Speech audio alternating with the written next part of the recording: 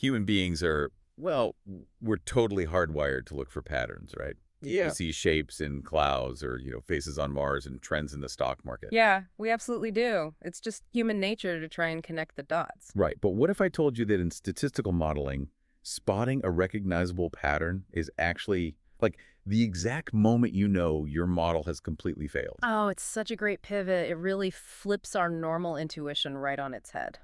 Exactly. So today we are diving into your notes on simple linear regression. We want to strip away all that heavy math jargon and really get into the practical mechanics of how predictive modeling works for absolute beginners. Yeah, and we're using that really specific research example from your notes, predicting road salt concentration based purely on roadway area. So to start, regression is essentially just our mathematical tool for predicting the unknown based on a single piece of known information, right? Yeah, that's it.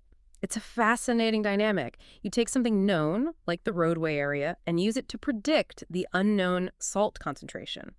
We rely on a straight line to connect these variables. Right, a straight line. Yeah, but the mathematical engine that determines that quote-unquote best line is where things get genuinely interesting.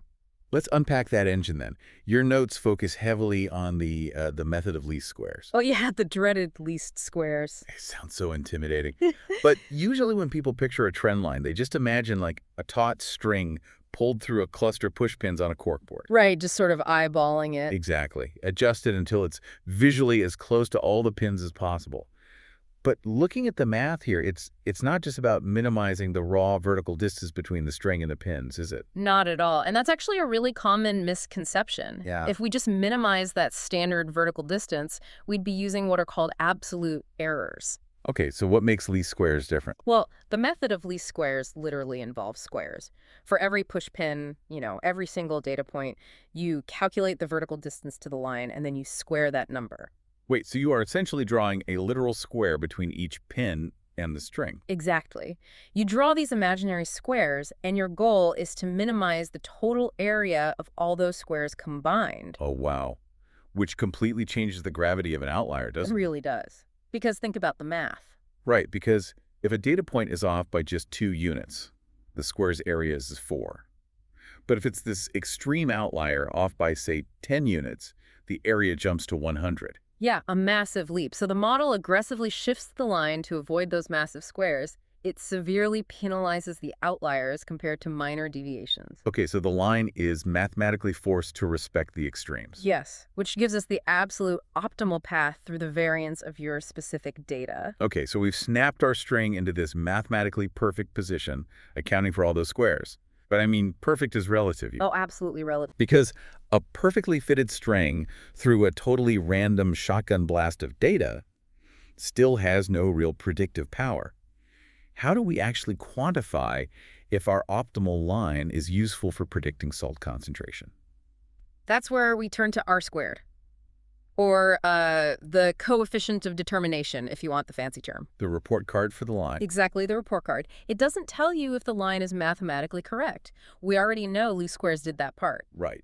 R squared simply tells you the proportion of the variation in your outcome that your predictor actually explains. Okay, so if your roadway area accounts for almost all the fluctuations in your salt concentration, your R squared approach is 1, or like 100%. Spot on. And if it's, say, a 0.2, then roadway area is only explaining 20% of the salt variation. Meaning you probably need to go look for other variables. Precisely. It gives you this really stark objective measure of how much of the story your independent variable is actually telling. But even with a super high R squared, no straight line captures 100% of the story, right? There are always misses. Always. You'll never get a perfect fit in the real world. So we have these actual distances between the push pins and the string.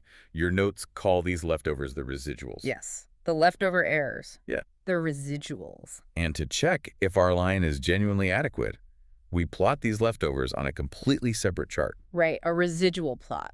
Okay, but wait, I'm looking at these residual plots in the notes right now, and I have to push back here. Okay, what are you seeing? Well, usually, if I see a tight funnel shape or a distinct curve in a data plot, my brain says, a pattern.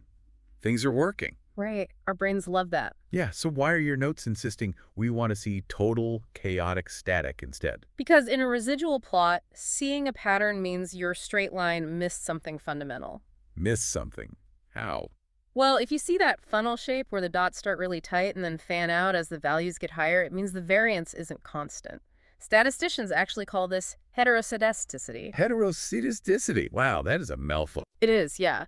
But practically, it just means that as the roadway area gets larger, our salt concentration predictions are getting wildly less accurate. So the error is just ballooning out of control. Exactly. It completely violates the core assumption that your line represents a constant, reliable truth across all the data. Oh, I see. So a pattern like a funnel, or what does it say here? A double bow shape in the leftovers. Yeah, a double bow. That tells you there's an underlying trend that the straight string on our corkboard missed entirely. Right. It means your model, despite having a perfectly drawn straight line, is structurally inadequate. Man, that is a stark reminder. Drawing a line through data is really just the beginning. It's just step one. You have to mathematically anchor it, grade its explanatory power with R squared, and then meticulously interrogate the leftovers to make sure you aren't ignoring some deeper flaw.